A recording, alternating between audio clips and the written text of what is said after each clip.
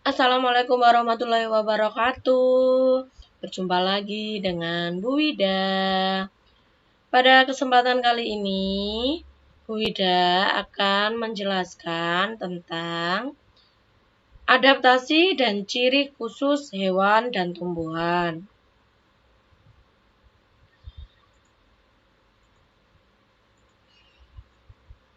Adaptasi. Adaptasi itu apa sih, Bu? Adaptasi itu adalah cara makhluk hidup menyesuaikan terhadap lingkungan agar dapat bertahan hidup. Kita ulangi ya. Adaptasi adalah cara makhluk hidup menyesuaikan diri terhadap lingkungan agar dapat bertahan hidup. Pada kesempatan kali ini yang akan kita bahas adalah adaptasi hewan dan tumbuhan. Beda beri contoh adaptasi manusia ya. Misalnya kita kedinginan. Apa yang kita lakukan? Ya, pakai selimut, minum minuman hangat itu termasuk adaptasi. Jadi kita adaptasi terhadap lingkungan dingin. Berarti kita yang memakai baju-baju yang tebal, baju-baju yang hangat. Itu contoh beradaptasi. Kemudian itu untuk adaptasi contoh di kehidupan sehari-hari ya. Misalnya lagi kita pindah rumah, kita punya tetangga baru. Cara beradaptasinya bagaimana? Ya, kita harus bersosialisasi, bertetangga, mengajak ngobrol. Kita kalau pindah sekolah punya teman baru berarti harus beradaptasi dengan teman baru, ngajak ngobrol, terus bertamu. Itu contoh adaptasi. Jadi harus bisa menyesuaikan diri. Kalau di kampung ada kegiatan ya kita ikut. Kalau kita tidak ikut berarti kita tidak bisa beradaptasi terhadap masyarakat. Itu contoh adaptasi pada manusia ya. Nah, sekarang kita akan ke adaptasi tumbuhan. Nah, contoh adaptasi tumbuhan. Yang pertama cemara. Cemara itu daunnya berbentuk runcing untuk mengurangi penguapan. Itu caranya pohon cemara beradaptasi terhadap lingkungan. Daunnya berbentuk runcing untuk mengurangi penguapan supaya kandungan air di dalam pohon cemara tidak cepat habis. Jadi masih bisa bertahan hidup kalau penguapannya bisa dikurangi. Putri malu. Nah, cara beradaptasinya adalah mengatupkan daun ketika disentuh, peka terhadap rangsang. Nah, putri malu itu kalau kita sentuh daun putri malu itu langsung menutup. Langsung malu dia, langsung menutup. Kenapa? Karena dia beradaptasinya seperti itu. Dia takut terhadap kayak seperti musuh, kayak seperti rangsangan dia. Kalau dia disentuh dia langsung ngatup, langsung menutup kalau disentuh. Itu daun putri malu. Jadi begitu cara adaptasinya supaya dia hidupnya aman, tidak terancam. Jadi takut kan kalau tumbuhan dia takut disentuh mau dirusak misalnya. Jadi dia langsung peka terhadap rangsangan. Itu cara adaptasinya, menutup daunnya. Kantong semar. Nah, kantong semar merupakan tumbuhan karnivora pemakan serangga. Kantong semar ini untuk bertahan hidup dia perlu memperbanyak nitrogen. Nah, nitrogen didapat kantong semar dengan cara memakan serangga. Jadi dia menghasilkan nitrogen itu kemudian menimbulkan bau-bauan sehingga serangga datang, nanti dijebak sama kantong semar, kemudian langsung masuk ke dalam mulutnya. Jadi kantong semar itu bentuknya tumbuhan seperti ada mulutnya, seperti kantong. Jadi serangga dimakan sama kantong semar. Pohon jati menggugurkan daunnya ketika musim kemarau untuk mengurangi penguapan. Jadi kalau musim panas, nah pohon jati langsung menyesuaikan diri. Daunnya digugurkan semua. Jadi kayak jadi kering gitu. Kenapa? Karena untuk mengurangi penguapan supaya air yang ada di tumbuhan pohon jati tidak berkurang banyak. Jadi pohon jati bisa tetap hidup meskipun di musim kemarau. Teratai cara beradaptasinya daunnya lebar dan tipis. Jadi untuk memperbesar penguapan. Ini kebalikan dari pohon jati. Karena ternyata hidupnya di air, jadi dia banyak air. Kalau dia daunnya kecil, dia akan susah menguap, kebanyakan air tenggelam, nanti pelempokan. Kalau kebanyakan air bisa mati. Jadi dia harus mempunyai daun yang lebar dan tipis supaya kandungan air yang banyak itu bisa dilakukan penguapan secara besar-besaran, jadi dia bisa tetap hidup karena dia hidupnya di air.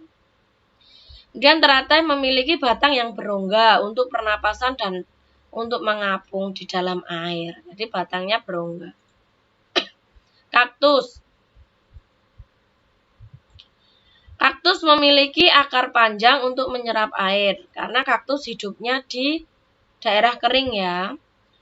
Daun berbentuk duri untuk mengurangi penguapan. Jadi daunnya kaktus itu berbentuknya duri. Kecil-kecil, pendek-pendek, kayak duri gitu. Terus kaktus itu batangnya membesar sebagai cadangan makanan dan fotosintesis. Jadi kaktus itu batangnya tebal di situ untuk menyimpan cadangan makanan untuk bertahan hidup. Jadi kalau tidak ada air, dia bisa bertahan hidup dari cadangan makanan di situ. Jadi akarnya panjang, yang punya tanaman kaktus kalau pas dicabut, pasti akarnya panjang.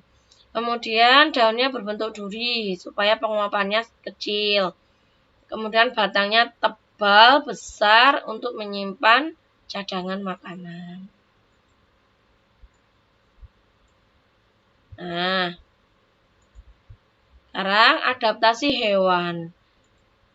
Contoh adaptasi hewan. 1. Bunglon. Bunglon itu dapat merubah warna kulit sesuai tempat yang dihinggapi. Itu disebut kamuflase. Jadi bunglon kalau dia hinggap di lantai yang berwarna putih, dia nanti berwarna putih. Kalau dia hinggap di daun yang berwarna hijau, nanti dia berwarna hijau. Tapi tidak langsung celing berubah warnanya gitu, enggak, butuh proses. Jadi pelan-pelan warnanya akan hijau, pelan-pelan akan hijau. Itu disebut kemampuan bunglon merubah warna kulit sesuai dengan tempat yang dihinggapinya, disebut kamuflase. Ini tujuannya untuk bertahan hidup supaya mangsanya terkecoh, atau ini untuk mengelabui mangsa.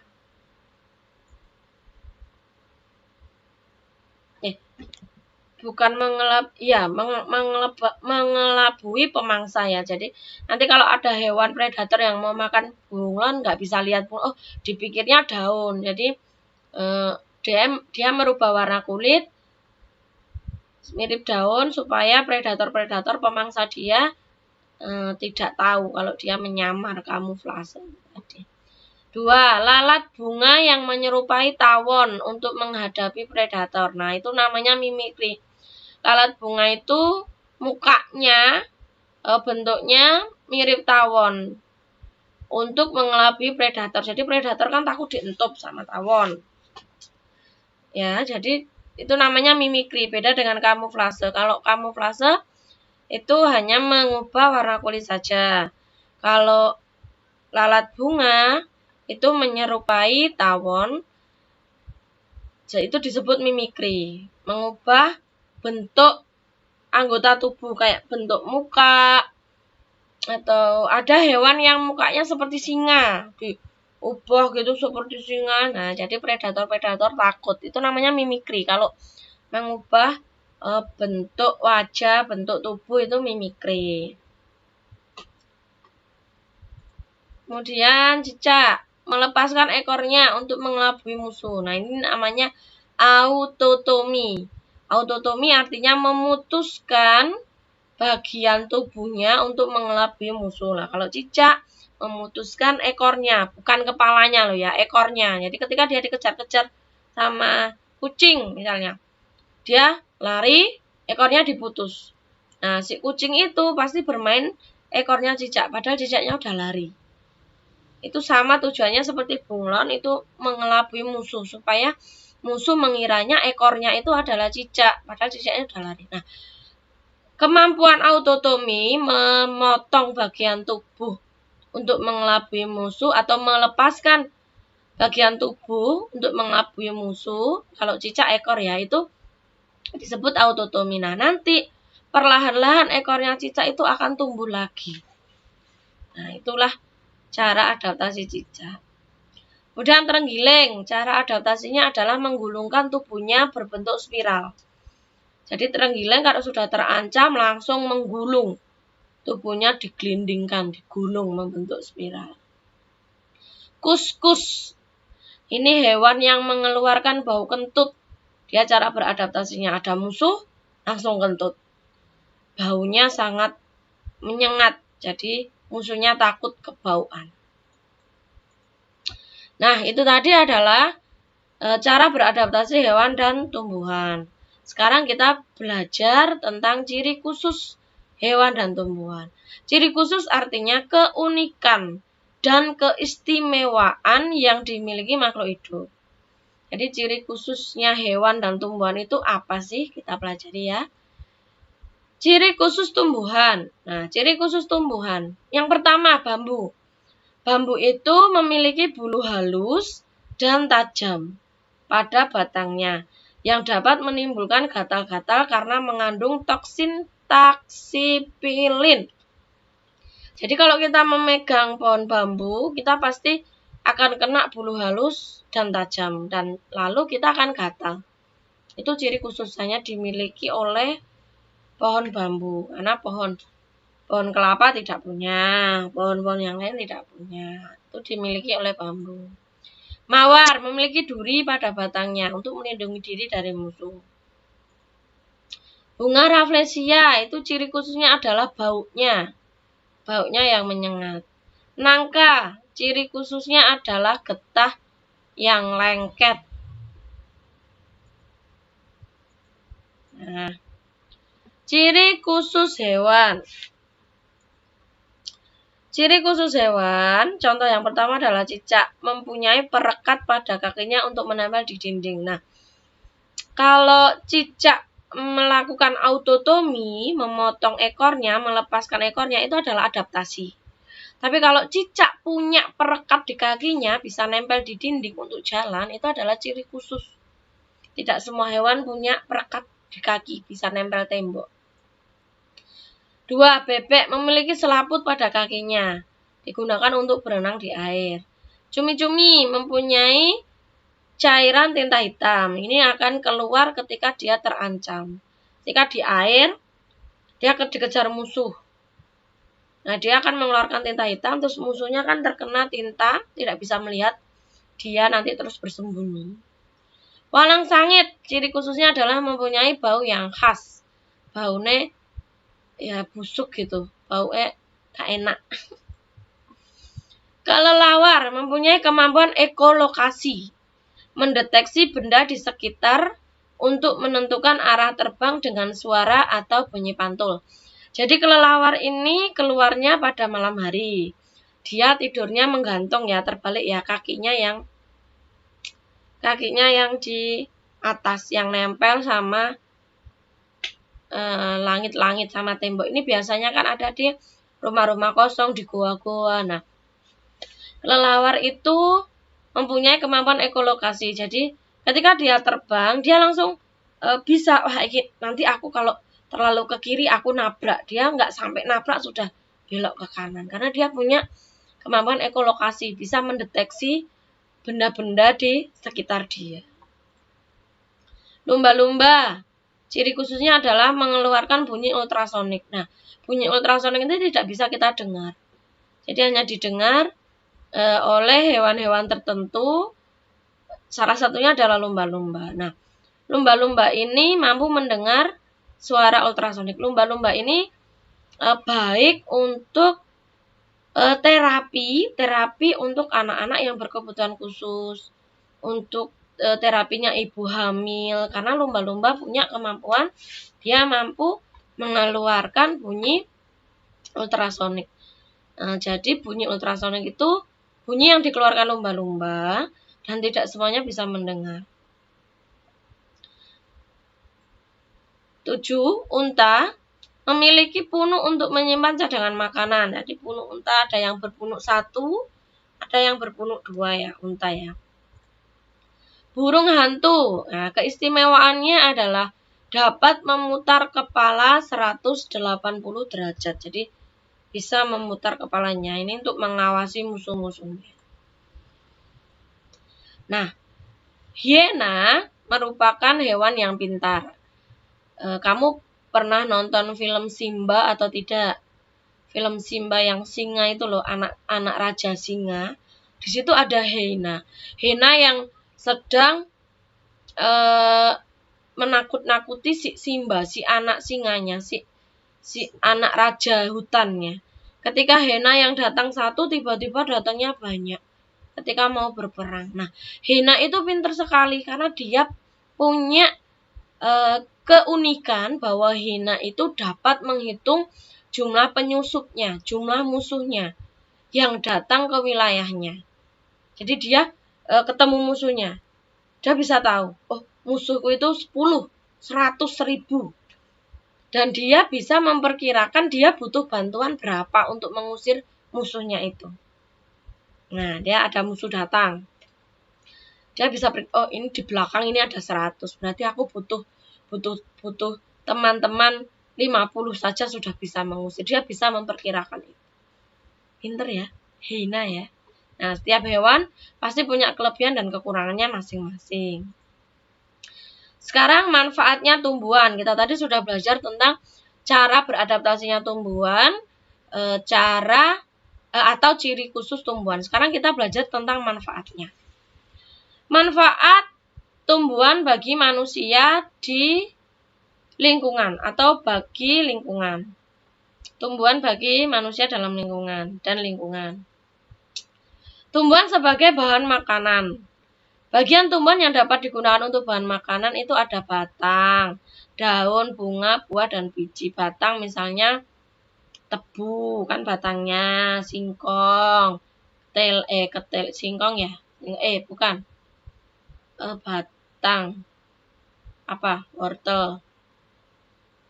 Ada yang dimakan batangnya, kemudian ada yang dimakan daunnya, bayam, sawi, ada yang dimakan bunganya, buahnya, dan bijinya. Jadi semua bagian dari makanan, dari tumbuhan itu bisa dimakan oleh manusia.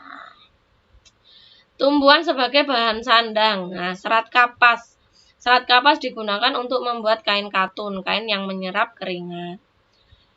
Tumbuhan sebagai bahan bangunan, kayu dari pohon jati, pohon kelapa, atau pohon meranti. Jadi dari pohon jati, pohon kelapa, pohon meranti itu digunakan untuk bahan bangunan, untuk bangun rumah. Kemudian tumbuhan untuk bahan obat, jahe untuk mengobati batuk, daun kumis kucing untuk mengobati ginjal, daun jambu biji untuk mengobati diare. Nah, itu tadi ya. Fungsi atau manfaat tumbuhan bagi manusia itu untuk makanan, sandang, bangunan, obat. Yang kelima, untuk bahan baku industri. Industri banyak memanfaatkan tanaman untuk kebutuhan manusia. Contohnya getah karet, ini untuk pembuatan ban. Getah pinus dimanfaatkan untuk cat. Kayu pinus untuk kertas. Buah kelapa sawit sebagai minyak. Kemudian tumbuhan mempunyai manfaat sebagai pewarna alami. Sawi dan pandan untuk warna hijau, wortel warna jingga, kunyit warna kuning. Kemudian tumbuhan juga bermanfaat untuk menjaga kualitas air. Tanaman bakau yang di Surabaya ada mangrove ya, mangrove Wonorejo itu ya. Tanaman bakau menjadi penyaring alami dari air laut menjadi air tawar. Jadi tanaman bakau itu dapat mengubah air asin, air laut menjadi air tawar. Itu tanaman bakau. Sekarang manfaat hewan bagi manusia dan lingkungan. Sebagai bahan pangan. Apa saja yang dimakan? Itu dagingnya, telurnya, susunya. Daging ayam, telur ayam, susu sapi, susu kambing. Hewan sebagai bahan sandang. Kain sutra. Nah, itu dari ulat ya, hewan ulat. Itu dibuat kain, seratnya dibuat kain sutra. Domba itu dibuat wool. Wool itu kayak jaket yang anget gitu, wool. Kemudian kulit hewan sapi, kerbau dimanfaatkan untuk membuat jaket. Itu hewan sebagai bahan sandang. Kemudian hewan sebagai bahan kerajinan. Nah, kulit sapi bisa jadikan wayang. Bulu angsa dijadikan kok untuk bermain badminton atau bulu tangkis. Kemudian hewan sebagai penghasil pupuk organik. Jadi kotoran dari sapi, kambing itu dapat digunakan untuk pembuatan pupuk organik. Baik dan tidak membahayakan bagi lingkungan. Jadi kalau pestisida kan zat kimia kan bahaya. Bahaya untuk hidung. Bahaya untuk pernapasan. Nah, kalau sapi dan kambing kotorannya memang bau tapi tidak berbahaya untuk pernapasan kita. Penghasil tenaga, hewan yang menghasilkan tenaga. Gajah untuk mengangkut kayu, kuda untuk menarik delman, kerbau untuk membajak sawah. Nah, demikianlah anak-anak itu materi tentang adaptasi dan ciri khusus hewan dan tumbuhan. Kita sudah tahu kelebihan ciptaan Allah. Kita sudah tahu manfaat Allah menciptakan hewan dan tumbuhan. Untuk siapa? Untuk manusia. Bagaimana cara kita bersyukur? Dengan merawat tumbuhan, dengan merawat hewan. Tidak semena-mena menebang pohon, tidak semena-mena membunuh hewan-hewan liar, apalagi hewan-hewan yang dilindungi. Dengan cara memanfaatkannya dengan baik. Itu sudah menjadi wujud syukur kita kepada Tuhan, kepada Allah SWT. Nah, mari kita jaga lingkungan kita, supaya kalau kita baik dengan lingkungan kita menjaga lingkungan kita pasti juga baik untuk kita. Pasti memberikan banyak manfaat untuk kita. Anak-anak, tetap semangat belajar di rumah. Semoga pandemi segera berakhir dan kita berjumpa di sekolah dan bercanda tawa. Bu Ida akhiri sampai di sini. Tetap semangat, makan makanan bergizi, nggak usah kemana-mana. Rajin belajar meskipun di rumah. Tetap semangat. Wassalamualaikum warahmatullahi wabarakatuh.